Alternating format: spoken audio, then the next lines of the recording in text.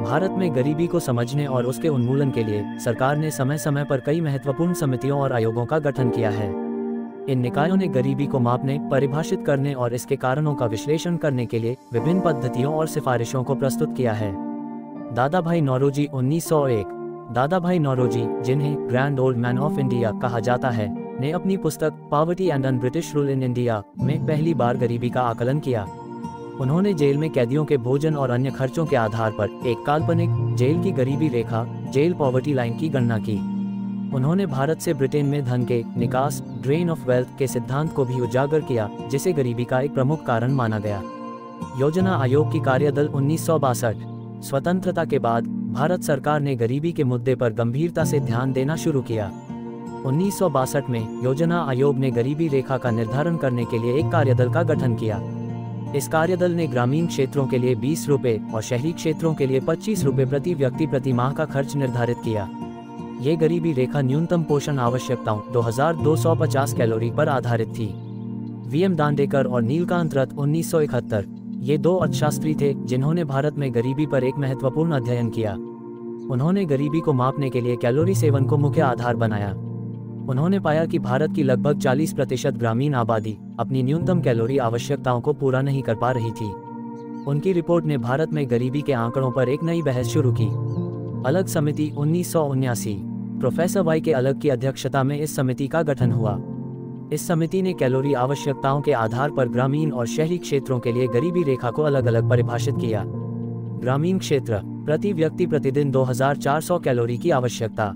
शहरी क्षेत्र, प्रति व्यक्ति प्रतिदिन 2100 कैलोरी की आवश्यकता। ये समिति ग्रामीण और शहरी क्षेत्रों में गरीबी रेखा के लिए अलग अलग उपभोग व्यय को निर्धारित करने वाली पहली थी। लकड़ावाला समिति 1993। प्रोफेसर डीटी लकड़ावाला की अध्यक्षता वाली इस समिति ने अलग समिति की पद्धति को संशोधित किया। इस समिति ने राज्यों के स्तर पर भी गरीबी रेखा का अनुमान लगाने की सिफारिश की, जिसमें उपभोक्ता मूल्य सूचकांक कंज्यूमर प्राइस इंडेक्स (CPI) का उपयोग किया गया। ये पहली समिति थी जिसने राज्यों के लिए गरीबी के आंकड़ों को अलग अलग प्रस्तुत किया, जिससे राज्यों की विशिष्ट परिस्थितियों को ध्यान में रखा जा सके। तेंदुलकर समिति 2009। सुरेश तेंदुलकर की अध्यक्षता में इस समिति का गठन भारत में गरीबी के आकलन के लिए हुआ। इस समिति ने पिछली पद्धतियों की आलोचना की और गरीबी रेखा के लिए एक नया दृष्टिकोण अपनाया, जो केवल कैलोरी सेवन पर आधारित नहीं था, बल्कि स्वास्थ्य, शिक्षा और गैर खाद्य उपभोग को भी शामिल करता था। ग्रामीण क्षेत्र, 27 रुपये प्रति व्यक्ति प्रतिदिन। शहरी क्षेत्र, 33 रुपये प्रति व्यक्ति प्रतिदिन। तेंदुलकर समिति के अनुसार 2011 से 12 में भारत में 21.9% जनसंख्या गरीबी रेखा के नीचे थी। ये पद्धति भारत में गरीबी का आधिकारिक अनुमान लगाने के लिए कई वर्षों तक उपयोग की गई। रंगराजन समिति 2014। डॉक्टर सी रंगराजन की अध्यक्षता में इस समिति का गठन तेंदुलकर समिति की पद्धति की समीक्षा के लिए किया गया। इस समिति ने उपभोग व्यय को बढ़ाने का सुझाव दिया और पाया कि भारत में गरीबी तेंदुलकर समिति के अनुमानों से अधिक है। ग्रामीण क्षेत्र, 32 रुपये प्रति व्यक्ति प्रतिदिन। शहरी क्षेत्र, 47 रुपये प्रति व्यक्ति प्रतिदिन। इस समिति के अनुसार 2011 से 12 में भारत में 29.5% जनसंख्या गरीबी रेखा के नीचे थी। हालांकि सरकार ने इस रिपोर्ट को आधिकारिक रूप से स्वीकार नहीं किया। नीति आयोग 2015 से वर्तमान तक। योजना आयोग के स्थान पर नीति आयोग का गठन किया गया। नीति आयोग ने अब गरीबी के आकलन के लिए बहुआयामी गरीबी सूचकांक मल्टीडायमेंशनल पॉवर्टी इंडेक्स (MPI) का उपयोग करना शुरू कर दिया है।